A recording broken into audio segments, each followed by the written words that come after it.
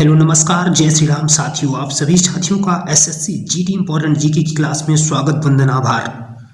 साथियों, रख हौसला वो मंजर भी आएगा, प्यासे के पास चलकर समंदर भी आएगा, थक कर न बैठ ए मंजिल के मुसाफिर, मंजिल भी मिलेगी और मिलने का मजा भी आएगा। ताकि साथियों, ये रुकने का समय नहीं है, ये लड़ने का समय है, जज्बा और जुनून का समय है, लगातार मेहनत करने का समय है। साथियों, आपके सामने है ये पहला प्रश्न। हम important SSC GD expected question करने जा रहे हैं।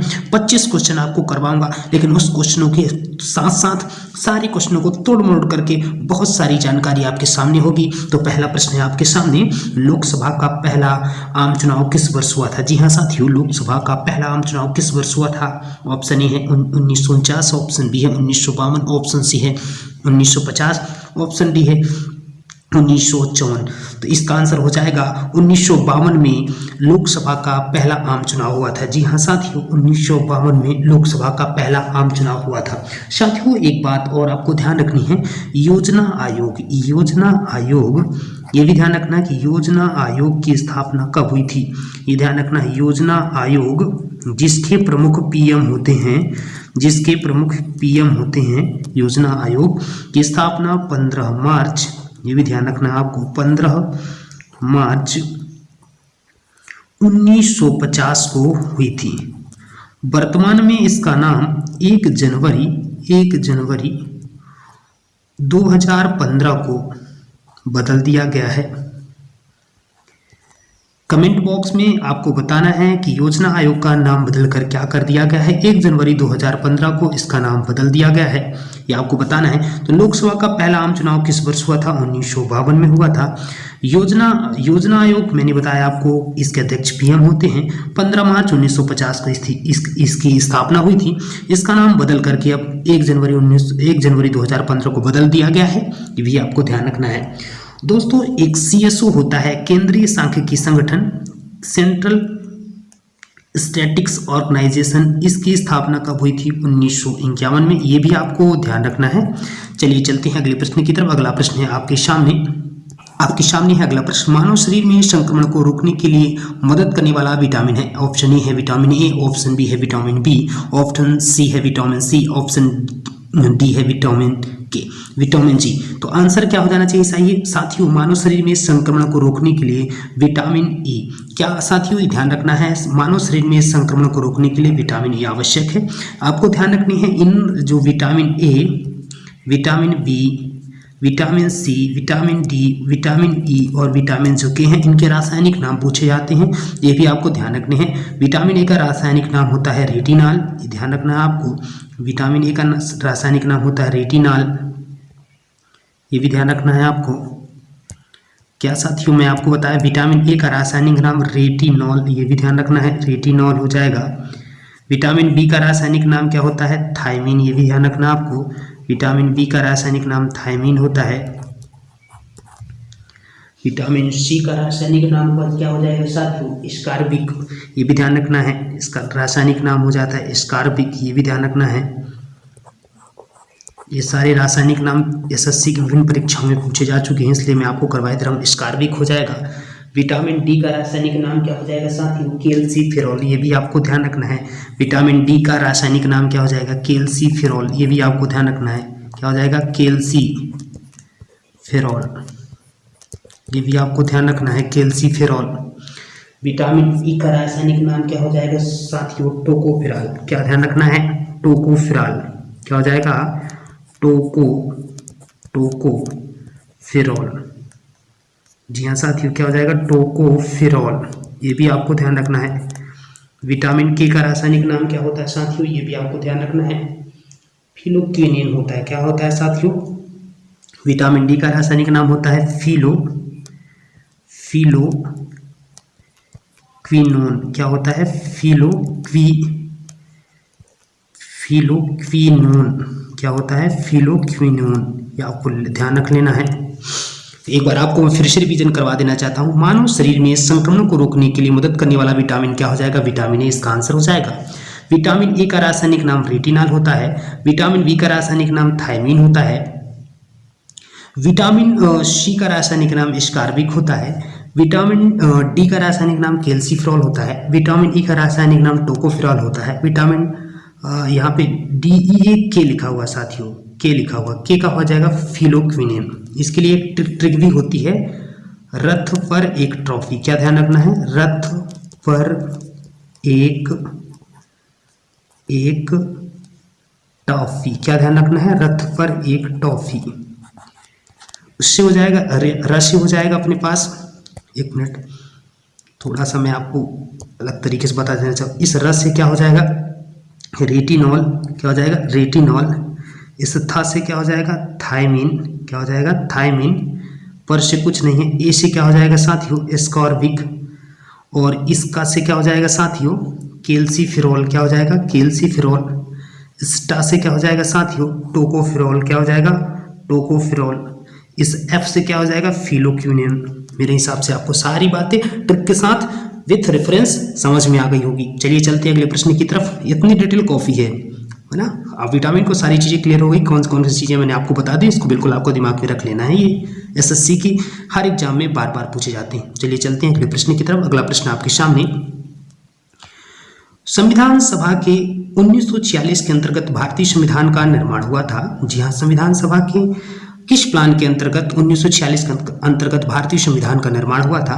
कैबिनेट मिनिस्ट्री प्लान, या कैबिनेट मिनिस्टियर्स प्लान, या कैबिनेट मिशन प्लान, या कैबिनेट मिशनरी प्लान? तो इसका आंसर हो जाएगा साथियों कैबिनेट मिशन प्लान के अंतर्गत। जी हाँ साथियों, इसका क्या आंसर हो जाएगा, संविधान सभा के 1946 के अंतर्गत भारतीय संविधान का जो निर्माण हुआ था वो कैबिनेट मिशन प्लान के अंतर्गत हुआ था। क्या हो जाएगा उसका आंसर, कैबिनेट मिशन प्लान के अंतर्गत, कैबिनेट मिशन प्लान के अंतर्गत उसका निर्माण हुआ था।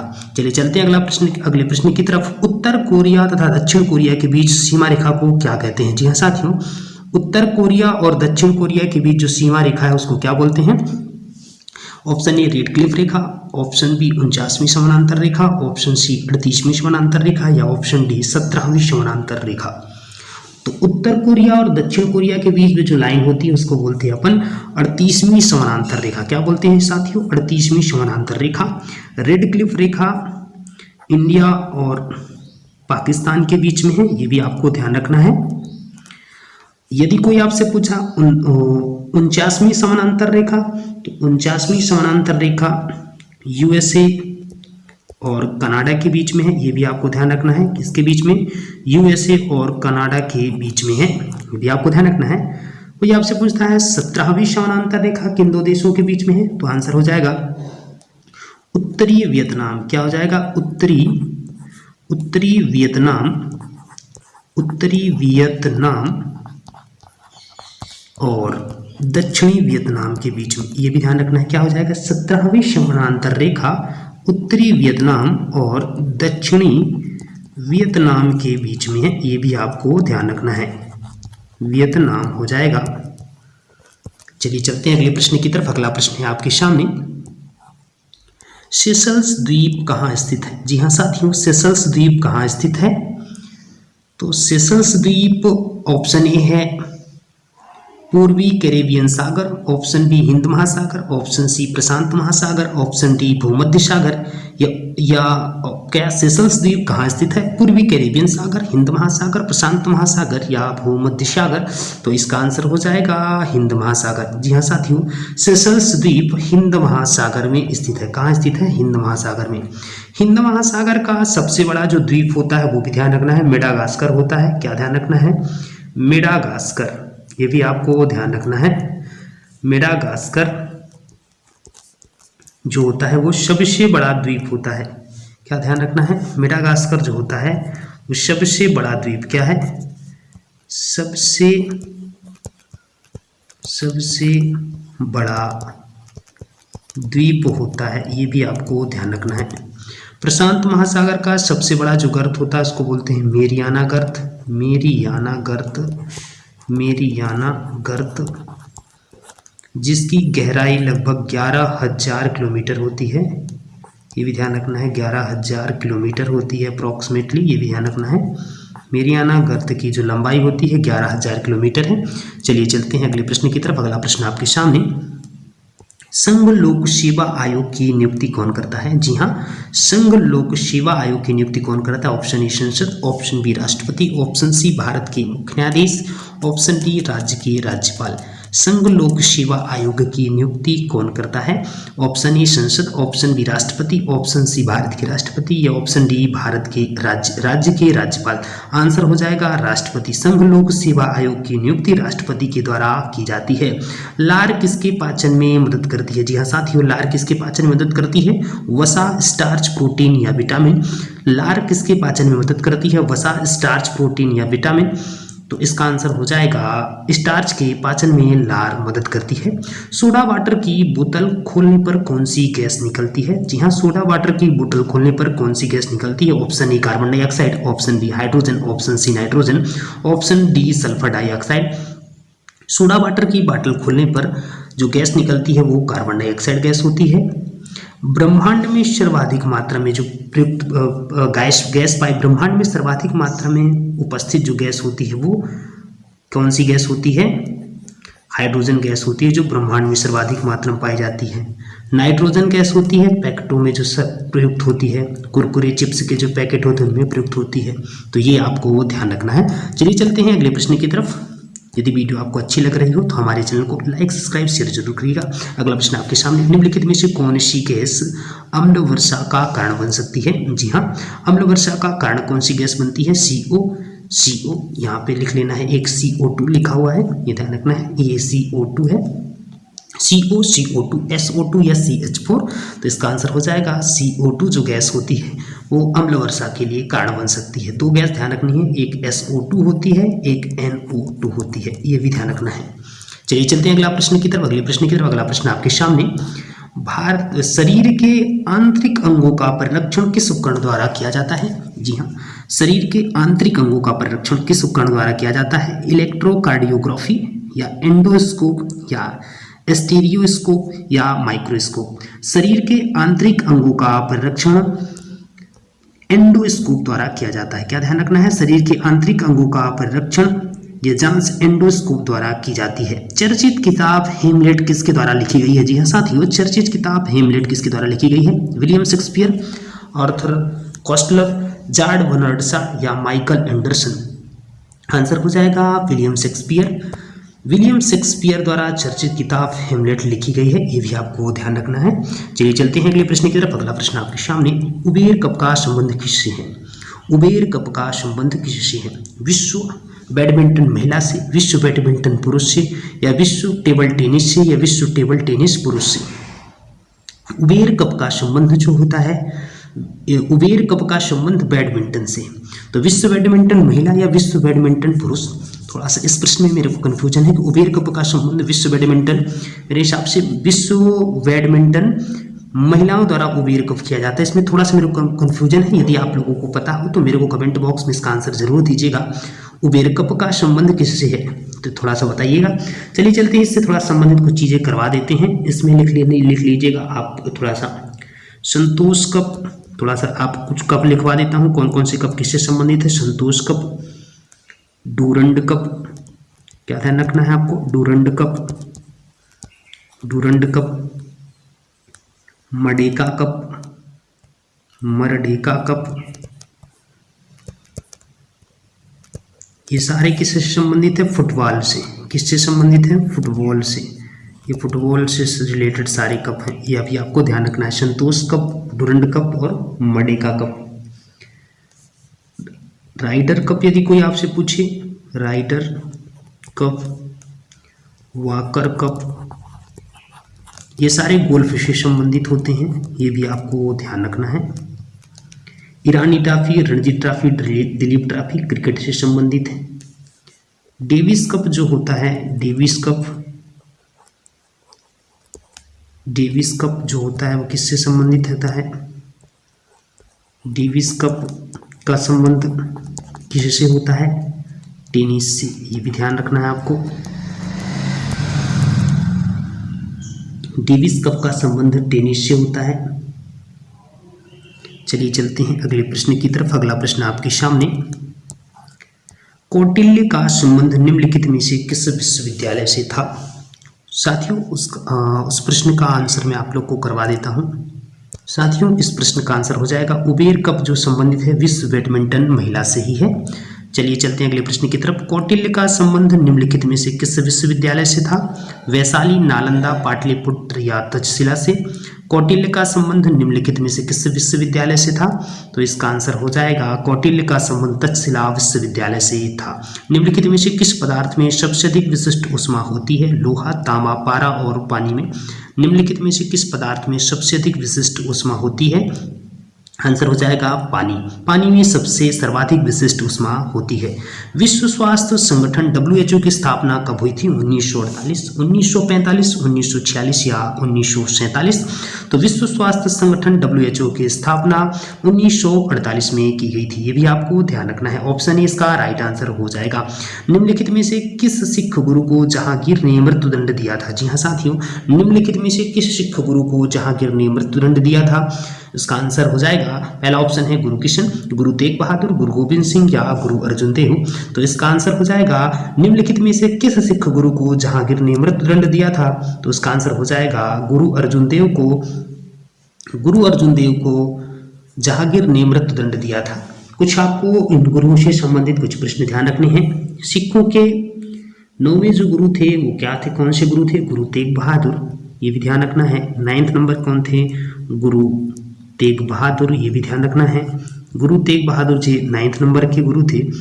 गुरु गोविंद सिंह 10वें नंबर के गुरु थे, ये भी ध्यान रखना है, 10वें नंबर के गुरु। और गुरु जो नानक जी थे, गुरु नानक जी, वो गुरु सिखों के प्रथम गुरु थे, गुरु नानक जी, ये भी आपको ध्यान रखना है। यदि आपसे कोई पूछता है सिखों के 11वें गुरु कौन थे, तो गुरु ग्रंथ साहिब को उन्होंने अपना लिया 11वें गुरु के रूप में, गुरु ग्रंथ साहिब, ये भी आपको ध्यान रखना है। गुरु ग्रंथ साहिब हो जाएगा, गुरु ग्रंथ साहिब। चलिए चलते हैं अगले प्रश्न की तरफ। अगला प्रश्न आपके सामने, हिंदुस्तान सोशलिस्ट रिपब्लिकन एसोसिएशन के संस्थापक नेताओं में एक थे। जी हाँ, हिंदुस्तान सोशलिस्ट रिपब्लिकन एसोसिएशन के संस्थापक नेताओं में से एक थे। ऑप्शन ए है Bhimrao Ambedkar, option B Bhagat Singh, option C Subhash Chandra Bose, या ऑप्शन डी हो जाएगा जयप्रकाश नारायण। तो इसका आंसर हो जाएगा Bhagat Singh. Hindustan socialist republican association के संस्थापक नेताओं में से भगत सिंह प्रमुख थे। ऑप्शन बी इसका राइट आंसर हो जाएगा। भारत का देशांतरीय विस्तार है, जी हाँ, भारत का देशांतरीय विस्तार जो कहा जाता है कौन सा है? 68 डिग्री 7 मिनट से 97 डिग्री 25 मिनट तक, या 67 डिग्री 8 मिनट से 98 डिग्री 52 मिनट तक, या 57 डिग्री 8 मिनट से 97 डिग्री 25 मिनट, या 65 डिग्री से 95 डिग्री। तो इसका आंसर हो जाएगा साथियों, ये भी आपको ध्यान रखना है। इससे रिलेटेड दो प्रश्न भी पूछे जाते हैं, वो भी आपको कर लेना है, वो भी आपको मैं बता देता हूँ। इसका आंसर हो जाएगा पहला ऑप्शन है 68 डिग्री 7 मिनट से 97 डिग्री 25 मिनट भारत का देशांतरीय विस्तार है। ये भी आपको एक और इससे रिलेटेड प्रश्न पूछा जाता है। यदि उत्तरी अक्षांशीय विस्तार कोई आपसे पूछे, क्या पूछ ले? उत्तरी अक्षांशीय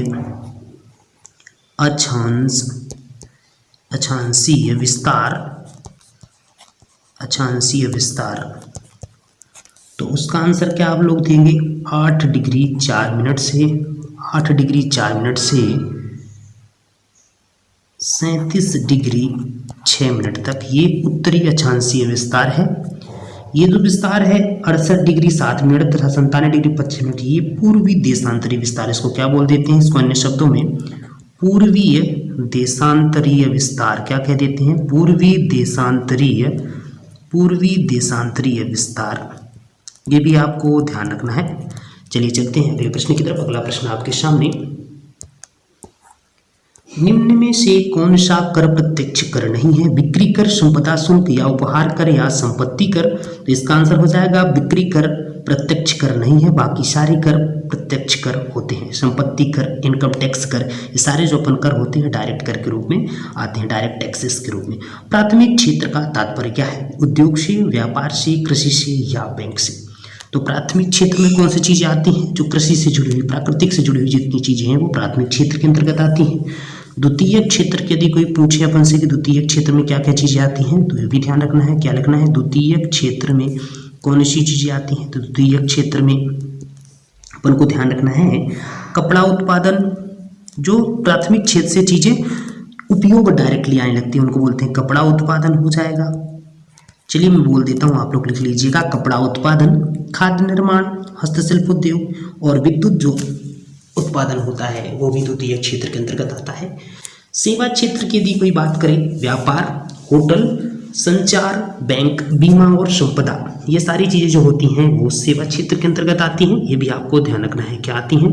सेवा क्षेत्र। सेवा क्षेत्र में कौन सी चीज़ें आती हैं? ट्रांसपोर्टेशन माने वाहन, बैंक, संपदा, ये सारी चीज़ें जो हैं सेवा क्षेत्र से हैं। चलिए चलते हैं अगले प्रश्न की तरफ। अगला प्रश्न आपके सामने, रसायन विज्ञान में किसे नोबेल पुरस्कार दिया गया? रसायन विज्ञान में किसे नोबेल पुरस्कार 2022 से सम्मानित किया गया है? कैरोलिन बर्टोजी, बेरू शार्पलेस या के मोर्टेन मेडल? साथियों 2023 में भी नोबेल पुरस्कार वितरित किए जा चुके हैं, इसकी एक अलग से वीडियो आपको प्रोवाइड करा दी जाएगी। आप इसका आंसर दे दीजिए। रसायन विज्ञान में नोबेल पुरस्कार 2022 से किसे सम्मानित किया गया है? जी हाँ, तो रसायन विज्ञान 2022 में केमिस्ट्री में जो नोबेल पुरस्कार है वो इन तीनों को दिया गया था। कैरोलिन बर्टोजी, क्या ध्यान रखना आपको? कैरोलिन बर्टोजी, बेरी शार्पलेस, के मोर्टेन मेडल, ये इसका आंसर हो जाएगा। चलिए चलते हैं अगले प्रश्न की तरफ। प्रधानमंत्री नरेंद्र मोदी ने दुनिया के पहले सीएनजी टर्मिनल की आधारशिला कहाँ रखी है? प्रधानमंत्री नरेंद्र मोदी ने दुनिया के पहले सीएनजी टर्मिनल की आधारशिला कहाँ रखी? बहुत इंपॉर्टेंट प्रश्न। गुरुग्राम हरियाणा, जैसलमेर, भावनगर गुजरात या हैदराबाद? तो प्रधानमंत्री नरेंद्र मोदी ने दुनिया के पहले सीएनजी टर्मिनल की आधारशिला भावनगर गुजरात में रखी। ये भी आपको ध्यान रखना। ऑप्शन सी इसका राइट आंसर हो जाएगा। जेसी डेनियल अवार्ड 2022 से किसे सम्मानित किया गया है? ये भी आपको ध्यान रखना है। क्या ध्यान रखना है? जेसी डेनियल अवार्ड 2022 से किसे सम्मानित किया गया है? पी जयचंद्रन, सीबी मलियल, रानी जॉर्ज या केपी कुमारन? तो जेसी डेनियल अवार्ड 2022 से केपी कुमारन को सम्मानित किया गया है। ये भी आपको ध्यान रखना है। अंग्रेजों ने भारत में अप्रत्यक्ष चुनाव प्रणाली पहली बार निम्नलिखित में से किस अधिनियम द्वारा प्रारंभ की थी? अंग्रेजों ने भारत में अप्रत्यक्ष चुनाव की प्रणाली पहली बार किस नियम के अंतर्गत प्रारंभ की थी? 1856, 1956, 1982 या 1892? इसका आंसर हो जाएगा 1892। ये भी आपको ध्यान रखना है। 1892 में अंग्रेजों ने शुरुआत की थी। चलिए चलते हैं अगले प्रश्न की तरफ। अगला प्रश्न आपके सामने, स्वतंत्रता से पूर्व रियासतों में कौन सी रियासत सबसे बड़ी थी? Option A Hyderabad, option B Cochin, option C Travancore, option D हो जाएगा पुदुकोट्टई। तो स्वतंत्रता से पूर्व रियासतों में कौन सी रियासत सबसे बड़ी थी? उसका आंसर हो जाएगा हैदराबाद। जो रियासत थी, हैदराबाद रियासत सबसे बड़ी रियासत मानी जाती थी। साथियों ये थे एसएससी जीटी इंपॉर्टेंट जीके के प्रश्न। यदि वीडियो आपको अच्छी लगे तो हमारे चैनल को लाइक, सब्सक्राइब, शेयर जरूर करिएगा। Thanks for watching this video.